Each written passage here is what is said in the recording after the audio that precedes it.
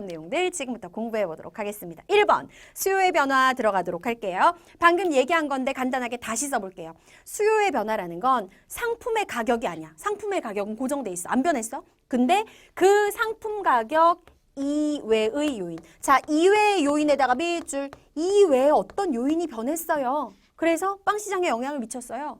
그래서 빵의 수요 자체가 변해요. 이건 그래프에서 어떻게 표현을 하냐면요. 우리 지난 시간에 뭐 수요 곡선, 공급 곡선 배웠잖아요. 그 수요 곡선 자체가요. 움직여요. 에? 수요가 변하는데 수요 곡선이 이동해서 움직인다고 그거 그래프로 한번 표현해 드리도록 할게요. 자, 옆으로 자리 옮겨서 상품 가격 이외에 어떤 요인이 변해서 수요가 변해. 그랬을 때 수요 곡선이 이동한다는 건 어떻게 움직인다는 거냐. 어떤 요인에 의해서 만약에 수요가 증가했어. 증가하는 건 무조건 오른쪽으로 움직이는 거야. 그래서 수요가 증가한다. 그럼 이거 수요 곡선 지난 시간에 배웠잖아요. 수요가 증가한다. 그러면 그대로 수요 곡선을 우측으로 이동시켜 주시면 됩니다. 이게 바로 뭐냐? 수요의 증가. 반대로 어떤 가격 이외의 요인에 의해서 수요가 감소했어? 수요가 감소했다는 건 그대로 그래프 왼쪽으로 이동시켜 주시면 돼요. 이게 수요의 감소. 아, 수요 곡선이 이동한다는 건 오른쪽 왼쪽 증가 감소 이렇게 움직인다는 거구나. 너무 쉽죠, 그렇죠? 자, 그럼 본격적인 내용 들어갑니다. 가격 이외에 수요 자체에 영향을 주는 수요 변화의 요인에는 무엇이 있을까요? 자, 그런데 여기서 중요한 게 한 가지가 있어요, 얘들아. 수요의 변화에 영향을 주는 요인은요, 수요에만 영향을 미칩니다. 다시 말해서 우리가 조금 있다가 이어서 배울 공급에는 영향을 준다, 안 준다? 안 준다. 공급에 영향을 미치진 않는다. 그래서 나중에 문제 풀면서 이제 응용해보면 감이 오겠지만 어떤 내용이 나왔을 때 이게 수요 변화에 영향을 주는 건지 아니면 공급 변화에 영향을 주는 건지 정확하게 구분해서 공부할 필요가 있다는 거지. 지금 배우는 건 어디에 영향을 주는 거야? 수요, 사고자 하는 욕구에 영향을 주는 5가지의 요인입니다. 자, 하나씩 들어가 보도록 할게요. 뭐가 도대체 사고자 하는 욕구, 수요에 영향을 줄까? 첫 번째는 소득이에요. 돈 벌어들이는 거 우리가 소득이라 그러잖아요. 왜? 벌어들이는 소득이 변하는 게 수요에 영향을 준다고? 실사례랑 연결해보면 이거처럼 쉬운 게 없어요. 자, 아버지의 소득이라고 가정을 하고 얘기를 해볼게요. 우리 아버지가 한 10년 넘게 과장만 하셨어. 월급이 안 올랐네. 항상 엄마는 아빠가 쥐꼬리 같은 월급을 가져다 준다고 살기 힘들다고 맨날 투덜대셨어. 그러던 어느 날 너무나 기쁜 일이 일어났어요. 아버지가 승진을 하신 거죠. 과장에서 부장으로 승진을 하셨습니다. 직급만 올라간 게 아니라 월급이 늘어나니까 우리 집안의 소득도 어떻게 된 거야? 증가한 거야. 너무 좋은 일이잖아요. 자, 그럼 생각을 해보자. 소득이 증가를 해요. 그러면 사고자 하는 욕구 수요. 선생님 도대체 뭘 사고자 하는 욕구인데요? 뭐든 간에. 우리 아버지가 돈을 전보다 훨씬 많이 벌어. 그러면 엄마도 나도 내 동생도 아무래도 뭐 나 그때 옷 사달라고 한 거 엄마가 돈 없다고 안 사줬잖아. 그거 사줘. 이렇게 될 수 있고 우리 삼겹살 말고 소고기 먹으러 가면 안 돼요? 이렇게 될 수 있고 즉 모든 재화와 서비스에 대한 수요가 어떻게 된다? 증가한다. 돈 더 쓰고 싶다 이 말이죠. 쉽게 말해서. 반대는 또 반대로 생각하면 되지. 아버지가 회사를 다니시다가 잘렸어. 명예퇴직을 당하셨어요. 소득이 갑자기 확 줄어들었습니다. 이제 어머니가 벌어오시는 돈만으로 우리 집은 당분간 생활을 해야 돼요.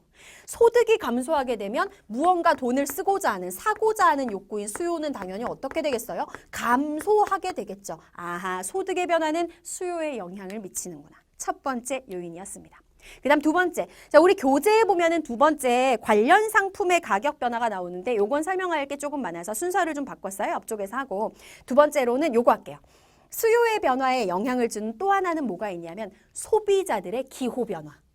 기호라고 하는 건 얘들아 우리 왜 선호하다. 그러니까 선호도라고도 얘기하거든요. 기호하고 선호도는 비슷한 말인데 뭔가를 좋아하고 싫어하는 개인의 취향 같은 걸 우리가 기호라고 얘기를 해.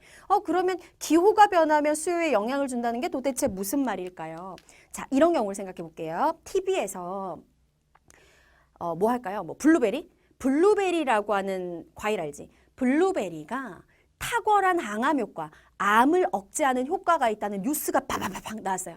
이거를 딱 보던 우리 아버지, 우리 어머니가 무슨 생각할까? 내일부터 우리 식구들 전부 다 아침에 블루베리 갈아가지고 요거트 만들어서 먹여야 되겠다. 이런 생각할 거 아니야. 블루베리에 대한 기호도, 선호도가 상승하는 거예요. 반대로 뭐 가공식품인 소세지를 매일매일 많이 먹을 경우에 대장암에 걸릴 확률이 몇 배 이상 높아진다는 연구 결과가 나왔습니다. 이런 뉴스가 나오면 아 그런 거 소세지, 프랑크푸르트 뭐 이런 거 있잖아요. 이런 것들을 많이 먹이면 안 되겠구나. 우리 애들 건강 나빠지겠구나. 그런 소세지에 대한 선호도나 기호도가 떨어지게 되겠죠. 그 얘기예요.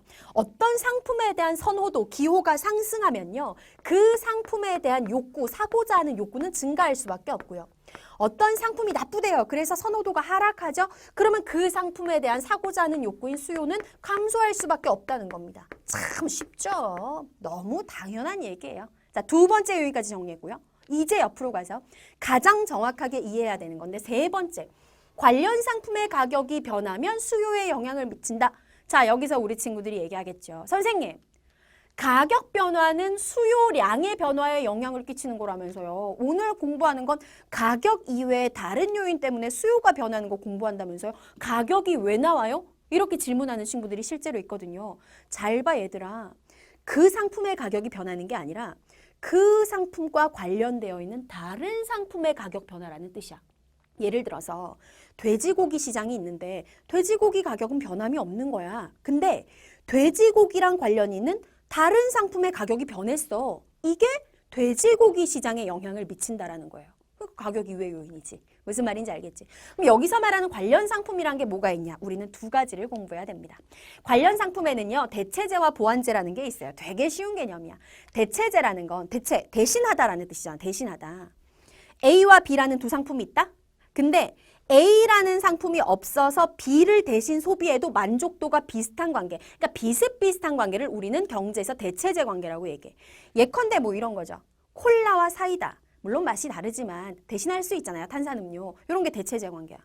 소고기와 돼지고기. 대신할 수 있죠. 단백질을 공급하고 고기 씹으면 비슷해요. 맛 구분 못하는 사람도 되게 많아요. 소고기와 돼지고기 대체제죠.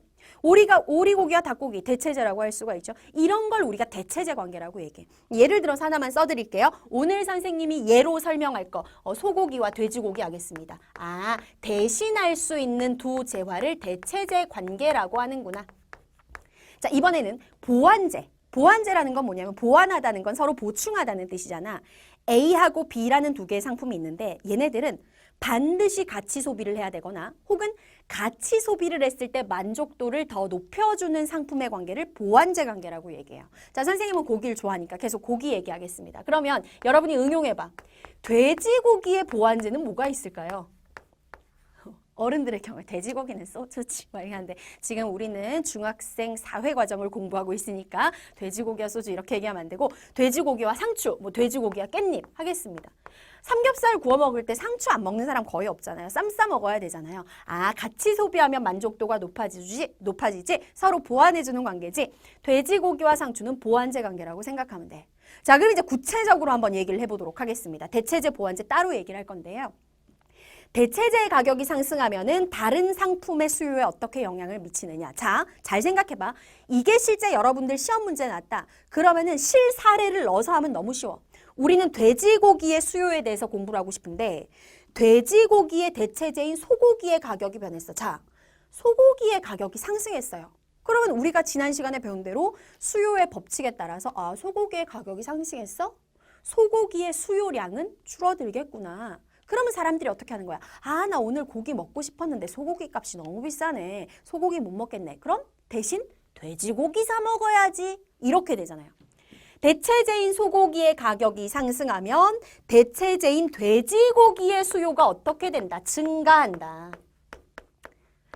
반대로 생각해보자. 이번에는 자, 돼지고기 시장이에요. 여전히.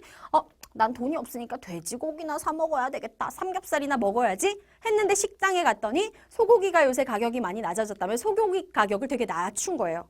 소고기의 가격이 하락했네? 수요의 법칙에 따라서 소고기의 수요량이 증가하겠죠? 그러면 돼지고기를 찾는 수요는 줄어들 거 아니야. 이해되시죠? 아, 대체제의 가격 변화가 이런 식으로 다른 상품에도 영향을 미치는구나. 이번에는 보완제로 한번 가보도록 할게요. 삼겹살과 상추를 얘기할 거고 우리가 이번에 알아볼 시장은 상추 시장입니다. 상추의 수요에 대해서 알아보는 거야. 자, 상추와 보완제 관계인 돼지고기의 가격이 상승을 했습니다. 돼지고기의 가격이 상승하면 수요의 법칙에 따라서 돼지고기의 수요량은 줄어들겠죠. 우리는 보통 상추를 그냥 먹지 않아요. 삼겹살을 사면 같이 사서 쌈 싸 먹잖아요. 근데 삼겹살 가격이 상승해서 삼겹살 수요량이 줄어드니까 같이 먹던 보완제인 상추의 수요도 감소해버리는 거야. 반대로 자 상추의 수요가 이번에는 어떻게 될까요? 보완제 관계인 돼지고기의 가격이 하락했어요. 수요의 법칙에 따라 돼지고기의 수요량이 증가하겠죠? 돼지고기 많이 먹으니까 상추의 수요도 증가하게 되는 거예요. 이해되십니까? 자, 관련 상품의 가격 변화가 이런 식으로 또 다른 상품의 시장의 수요에도 영향을 미치는구나. 수요에 영향을 미치는 세 번째 요인이었고요. 자, 남아있는 거 되게 간단합니다. 네 번째, 다섯 번째 넘어가도록 할게요. 네 번째는 미래 가격에 대한 예상이야. 지금 어떤 상품의 가격이 변한 게 아니라 이게 이제 얼마 지나면 미래의 가격이 이렇게 된다는 예상이 수요에 영향을 미쳐요.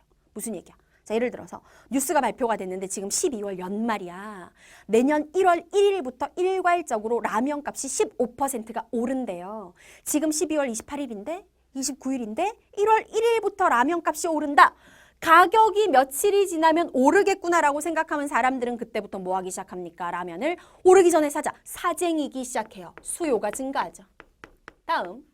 가격이 하락한데 내가 지금 뭐를 쓰는데 이게 내년부터 할인에 들어간대. 할인 행사 시작한대. 그랜드 세일에 들어간대. 지금 안 살 거 아니에요. 그때 가서 사자 하잖아. 수요가 감소하게 된다는 거지. 자, 네 번째 수요 변화의 요인이었고요. 다섯 번째, 이건 너무 쉽죠. 수요에 영향을 주는 다섯 번째 요인은 인구수의 변화예요.